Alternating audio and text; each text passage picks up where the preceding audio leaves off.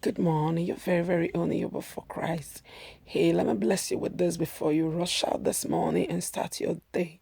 Listen, the Bible said the race is not unto the swift. And if you fail in the days of adversity, how little is your strength? And strength is described to be wisdom. So wisdom is strength.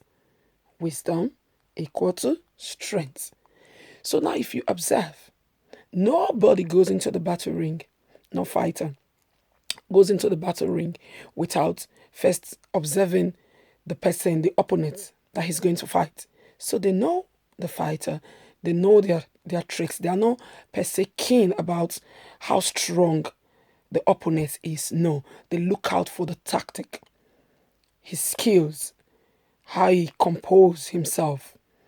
Yeah, the tricks. That's what they go after. That's what they're after. So now you must understand that if you need to fight and win, whatever it is that is confronting you, if you need to fight and win, you must understand that your opponent, whoever that person is, knows you. They know your trick. They know your trigger. They know your moves. They know exactly how you're going to react. I mean, they can read you. They know how you used to do it. When they press that button, they know exactly how you used to behave. When they say that thing, they know the response you give.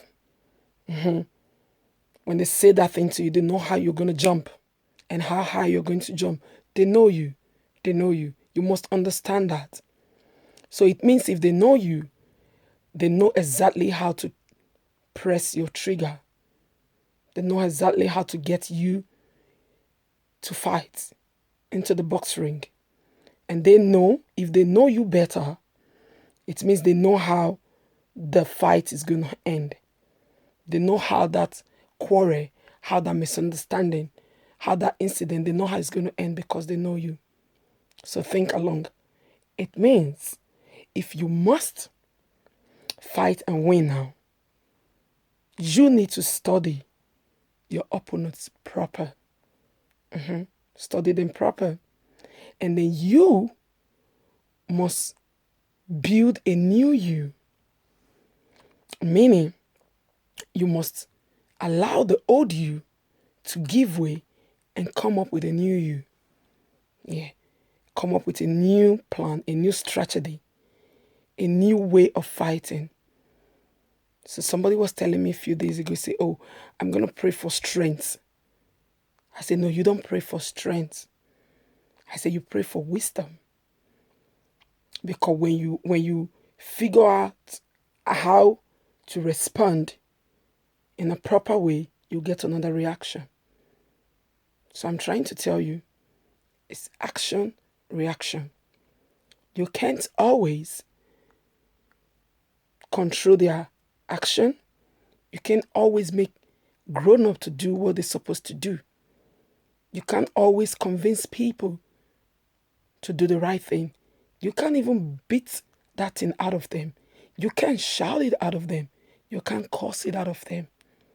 You can't throw blows and think it's going to come out of them. But the thing is, in as much as you can control their action, you have to watch out your reaction. Because their action is not the end of the movie. Your reaction is what fuels it or kills it. Is what is going to make it get a part 2, a part 3, a part 4. Or you're just going to say, no, it ends now. Part 1, we're done. We talk about it, let's finish. It's your reaction that's going to make that thing either get wide or you shrink it. It's your reaction. So you can't control their action. They're going to do what they're going to do anyway. They're going to react the way, they're going to act that thing the way they want to act it. But you must decide that I'm going to change the way I used to react when I get this action. Because it's that reaction that gives them the kick. Trust me. Some people are just drama kings and queens. Some people just like the attention.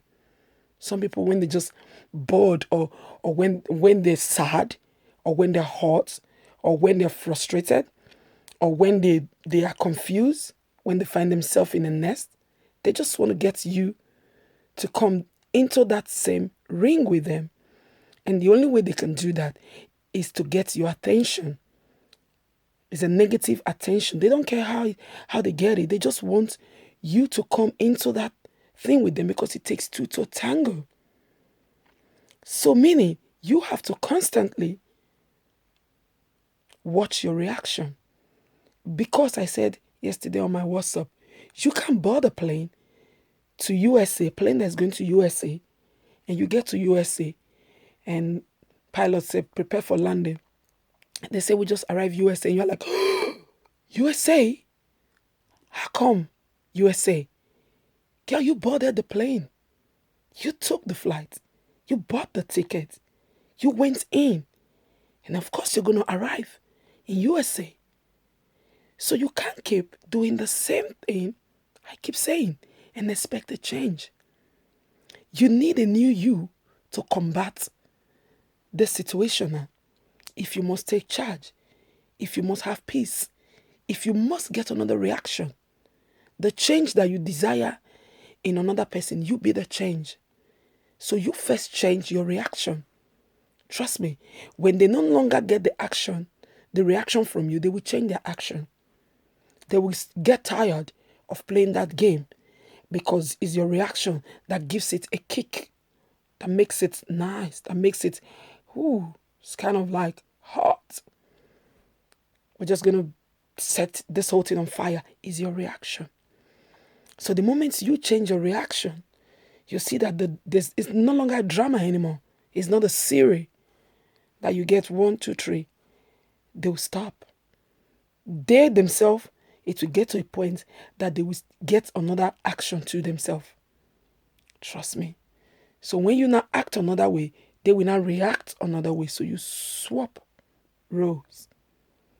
I'm trying to say, if you must take charge, if you must gain control over the situation, you must understand that the opponent knows you, and you have to bring out another you to kill this fire that's burning now, whatever that fire is. Create a new you so that you gain control over the situation, and then you know how to arrange yourself so you can function properly up here. And you don't let nobody fool you, tell you otherwise, make you feel otherwise. You are a queen and you are a king. I love you. You're very, very honorable for Christ. Don't you forget, it's action, reaction. So change your reaction, and the action will soon change. I love you. Have a blessed day. Bye. Shalom.